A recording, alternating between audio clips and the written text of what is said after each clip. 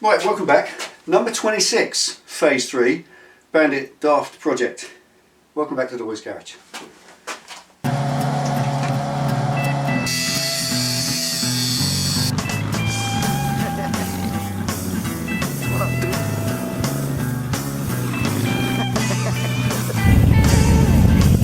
Right, all this is today is one of these parts of any project that's just got to be the most boring ever. Honestly, wiring. You get to that point at the end of a project where you've just got to do the wiring. Simple as that. So before I can mount a headlight, I've got an idea for headlightage. Clocks are going back on, headlights going back on. I wanted to run this thing without a clock, without lights, like that, basically, like a stunt bike, but honestly I need to use it, and I need to use it in the dark, so I need a light, and I may as well put clocks on it if I put a big light on it, and so on. So in the end, I'm just going to bolt them back on. We're going to decorate them in with the rest of the project, so it's going to fit visually with everything else. But I can't do anything really with all this wireage hanging around everywhere. And the way this is, the easiest way to deal with this is there's two big long uns there. These come from the switch gear either side and mount into the loom there. And then you've got the clocks socket there, indicators. You got like a little, you got a little ditty short one for one side and this big long one, because all this went around the front of the fairing frame, and that's now gone. So as any of you know, if you take the fairing off, you have all this to get rid of. But you do need some of these things out here, like the headlight socket, side light socket. You need those out here to plug into the lights or to wire into the lights, and if I tuck all that away, it won't reach. So the first thing to do today is that horrible job, nasty horrible job of cutting off all this old wiring. And one of the safest ways to do it is with a lino knife, one of these little hooked Stanley blades you get for cutting floor lino. And have a little look in, you can see that this has been looped under the wiring there, so just don't go hooking through that because you'll snip it and then have to rejoin it. So find a bit like there that's straight, and you can go in the back of that without risking cutting any of the wires and just hook it out again, and it just cuts it quite neatly and quite safely. And it's a horrible sticky, you're getting a right old mess. But really the project today is about unwrapping all the loom so I can take out a bit what I need. You see sticky mess inside there. Now look, that's factory. All that loopage. Now all this, a lot of this will end up under the tank, but I need to do things like this indicator wire here. I want to free this, I want to liberate this from the loom so I can have it there ready for the indicators, which I've ordered. And it's no good while it's all tied in with this. So this really is a truly boring part of the project. So I'm going to try and keep this quick and kind of result based. Just show you what we've done. Hey Pen.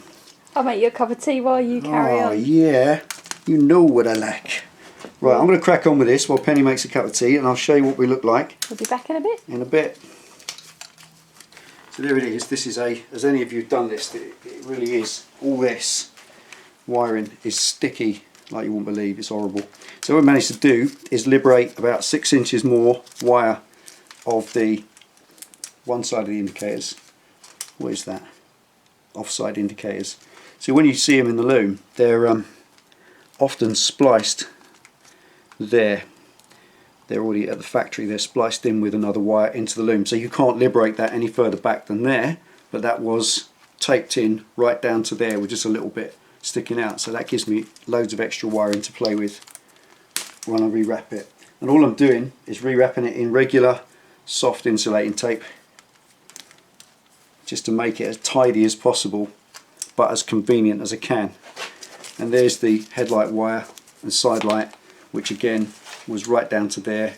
I can take a good 3, 4, 5 inches more of it out, and that gives me more wiring to play with, so I can tuck the rest of it away. That is all this is about. It's not a nice job, certainly isn't a video, is it, Pen, really? But really, but if you people are interested in the bike. If those have followed this project so far or this far, it's just what we're doing. It's where we are today. Just there we are. You know, wiring looms are not interesting, they're really not. It's the most boring part of any project, but it's nice to be able to just cover it as part of it and split again there. And these looms incidentally are made on a big board. They put all the the wiring on a board like a map of the underground, and then it's all spliced over the top, insulated and twisted in this stuff. So often it's not as convenient as you need it to be for your build. A friend of mine, Rob in New Hampshire, said once upon a time to me, I said to him that I hate wiring, it's boring, it's miserable, confusing and not constructive, not like welding bits of metal together. And he made a good interesting point. It's just one wire at a time, one thing at a time. It's not difficult to do, it's just a bit boring. We'll leave you to continue wrapping. Yeah, I shall continue wrapping. Nice and tight. And also the other side of it is, if you're going to bend this up underneath, you've renewed all this insulation, because this old stuff was all split and hard over 20 or whatever this bike is, 2000, so what, 14 years old. It's always good to renew all the insulation. Any chafed areas you can check. You don't get any issues later on. You carry on. I'm going to drink my tea. Okay.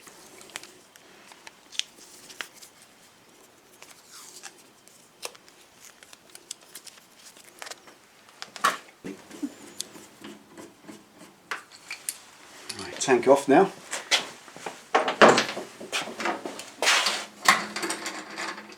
And try and get as much of that buried underneath the tank now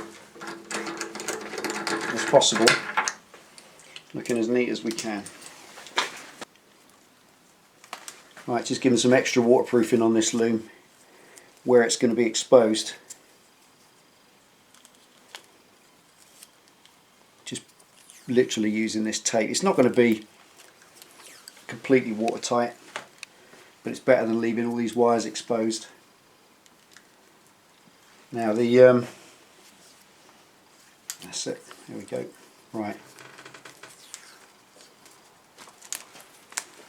Right, so what we've done with this is these, either side, these switch gear looms, they're about 2.5 foot long because we went round the front of the fairing. So what I've done is run them in the back, run that one in round the back of the headstock and back out this side. That's the yellow one.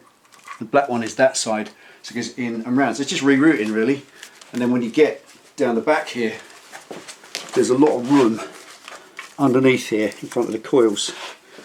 It's a little bit cramped, but there is space to run this wiring in and feed it all into a neat gap where it will sit and won't get hot or chafe against anything. Most important thing is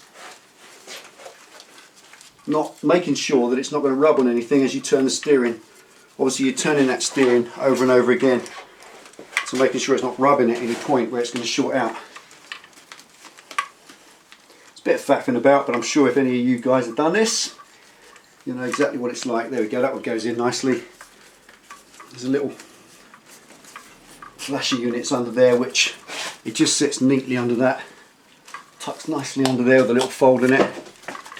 Now both these plugs, why I've waterproofed them and taped them right up, is they're going to sit there either side of the headstock, and I'm going to pop some inner tube around those. What I use is bicycle inner tube, just wrapped around them and taped in place, and that holds them perfectly, stops them rubbing. But that's where that V is. Come to this in a minute with the bracket, but that V then goes in the headstock. That's taken all that. This wiring will now clip neatly to there, again that side to there, so you won't see it, and it just gives me that sort of clocks, that sort of headlight, that sort of right indicator, that sort of left, and that sort of horn. So we've now got all the wiring neatly in place. There's a little bit extra here, this little bit, but it's going to be up behind the light, and I can tuck that back just a little bit more and neaten it up. So there we are. That is a lot tidier than all the spaghetti that was hanging out earlier. Right, there's a little sort of wiring retaining doodah there, which is quite handy. Slips under that bolt quite neatly there, and then just screws into place, and that will hold all of that quite neatly. And as much as it looks a little bit like it's pinching it, that's it. It's actually holding it secure. It all boogies around underneath. That bit's pinned. There we are, that's better.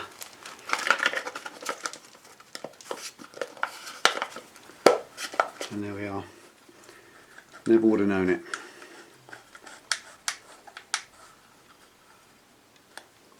That's it.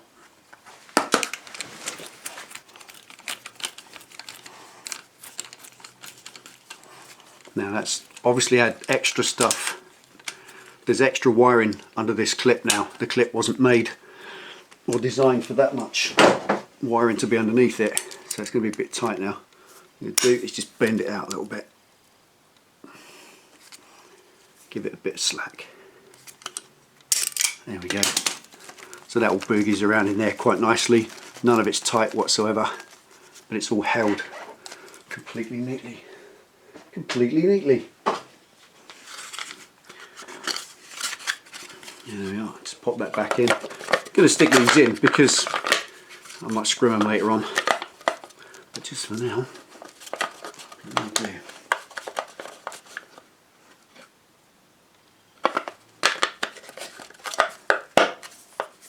That's it.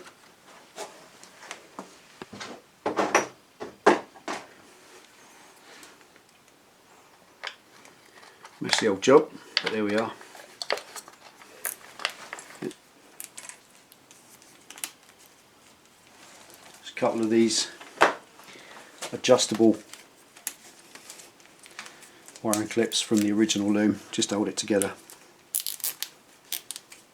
Later on I'll put power and cable ties on and nip them up. Right, so that's a lot neater now. There we are. That's for the clocks. There's a big piece of loom on the clocks up there, so I've got to deal with that as well, but that's as close as we need to get that. Horn there, which will go down on top of the radiator.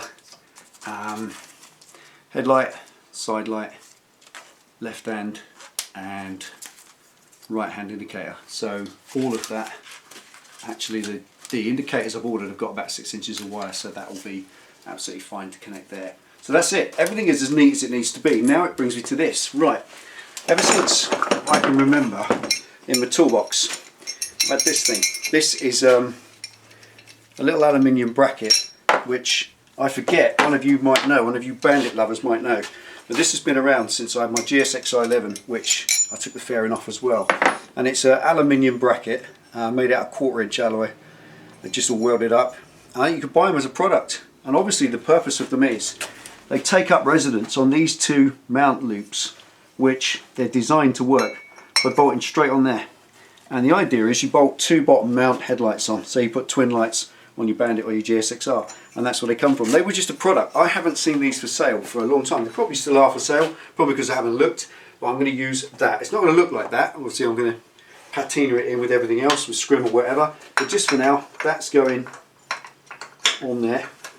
And I'm just going to pop the bolts through to give me an idea. You've seen this obviously sitting on there for a few weeks, and it's just a dry fit really to make sure that it works. And I'll just bolt that up. Now the principle of this is, or the plan shall I say, there we go. So as you can see, it works by not turning. Once that's bolted in place, the forks don't hit it or anything. And that gives you a frame mount for your headlight. And what I'm going to do with this simple principle is I'm going to go with the original factory headlight that came out of the fairing. And fortunately, it's got 2 bottom mounts. And just with a bracket, obviously once it's just going to mount that straight in the front, which will give it again an odd look, a little bit weird, a little bit unusual, which is what this bike is all about. But before I can do that, I've got to get all this off. This is the foam that would have stopped the weather coming in around the light. As you can see, it's kind of glued on, so I need to get all this off because it's just breaking up horrible, so I can see what it looks like underneath. And I've got just the tool for it.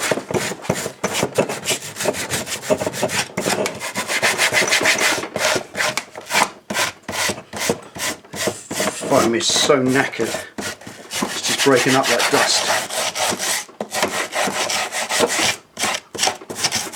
But where it's glued on, it doesn't come off, can't peel it off.